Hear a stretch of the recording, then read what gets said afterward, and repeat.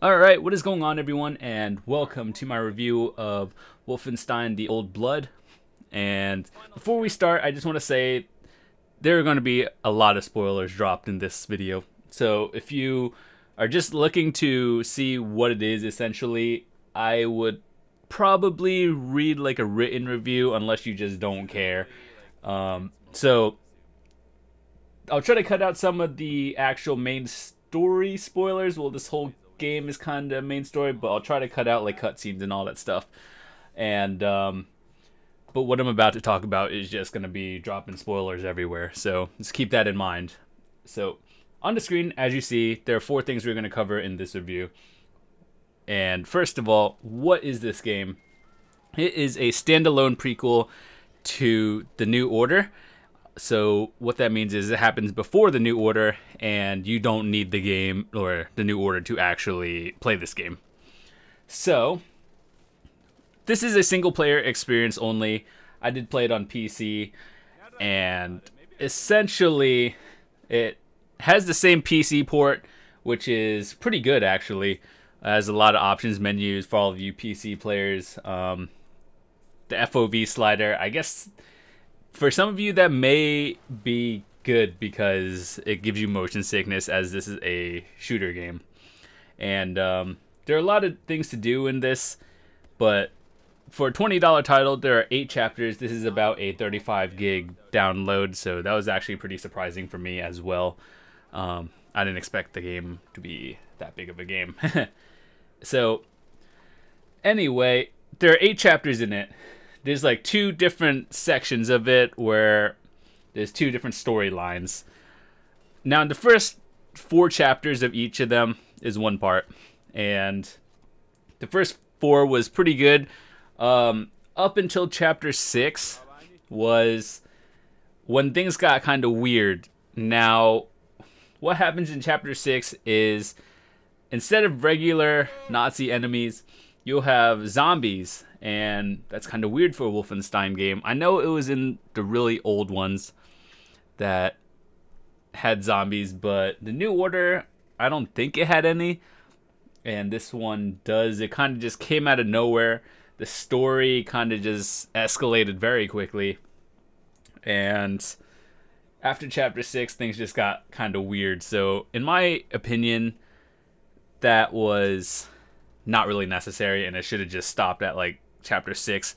And honestly, with the storyline being that way, since by chapter 6 you're in part 2, I feel like there was a part in there where you could have just ended the game right there if the cutscene wasn't like made that way.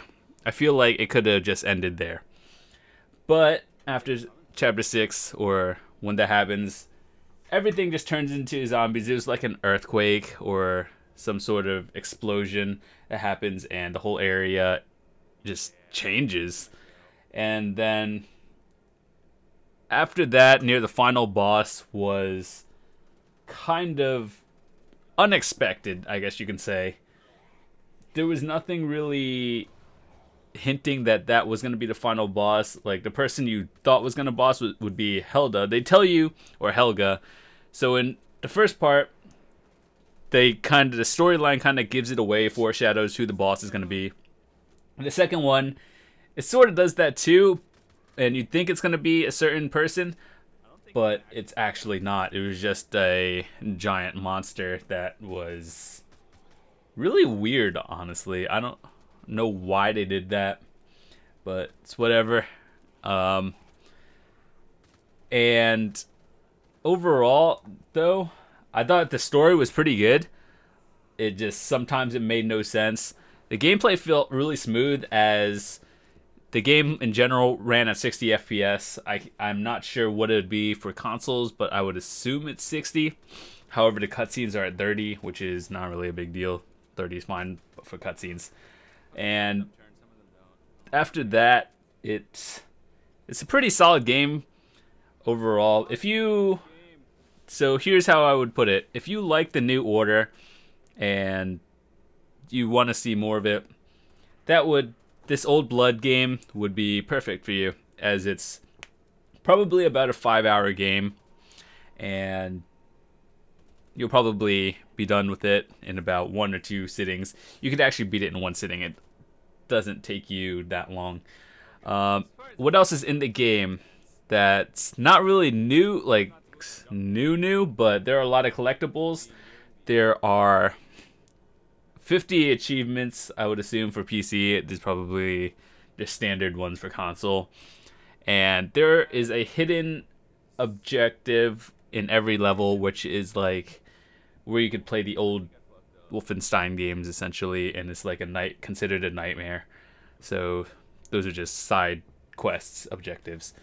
And those are pretty interesting, but it kind of not really sure why it's there, I guess. It puts you in a whole completely new area. It's not even related.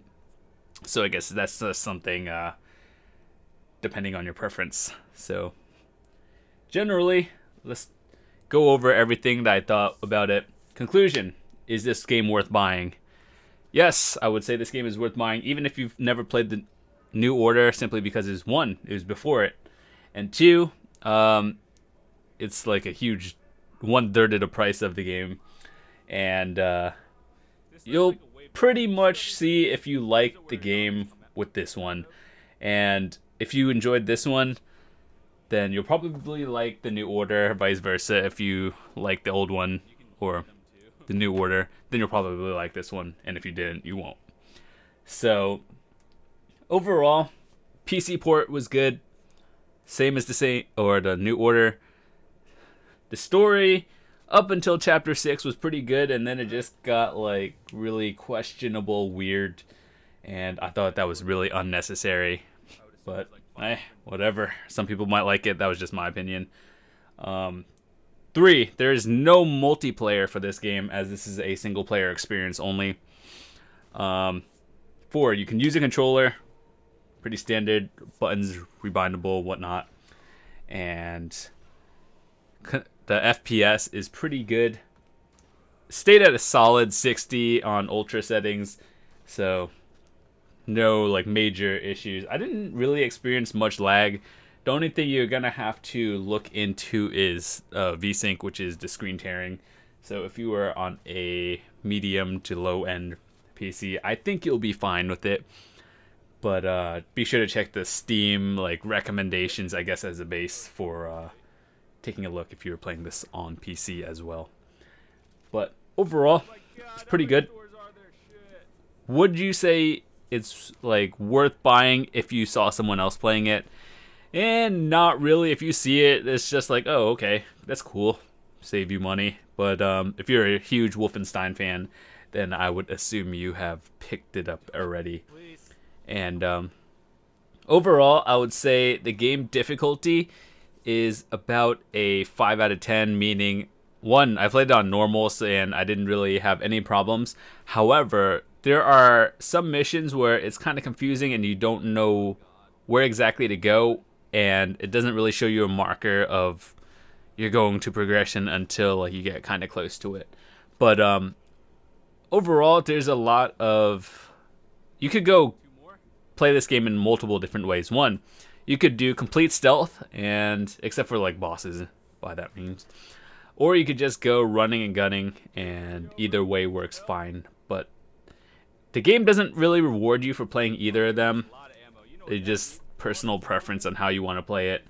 However, it is kind of easier if you want to do stealth, as it's not like the patrols are pretty easy to detect their movement patterns, and I try to do a little bit of both throughout the game, and overall it wasn't that hard. So difficulty, a 5 out of 10. There's just, the reason why it's not lower is because it was sort of confusing on the way to go.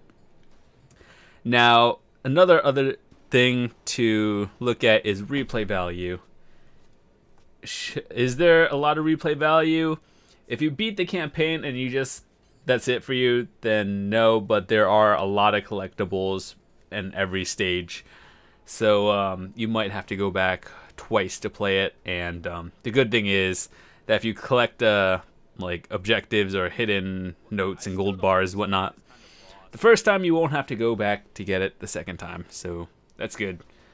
And pretty much the game rewards you with a perk system for using a variety of guns. Like, let's say, for example, one I remember off the top of my head is get 3 kills with 1 grenade. You get this perk, and then you get like a bonus to carry 1 extra max grenade. And if you get like a certain amount of kills with this weapon, then you'll get a bonus for ammo clip for it. So that's, I guess, an incentive to try a variety, even though you will notice pretty early on in the game that there are some weapons that are above average than some others.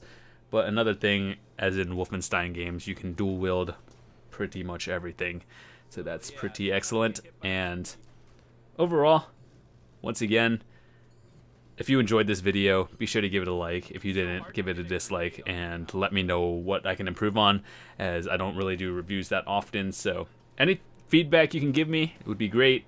If you enjoyed the video, that's awesome. So with that said, I'll leave a link in the description to my completed playlist if you want to just watch it. And it's completed, 12 parts, all the cutscenes and all that stuff. So hopefully you enjoyed. Thanks for watching, and I'll see you later.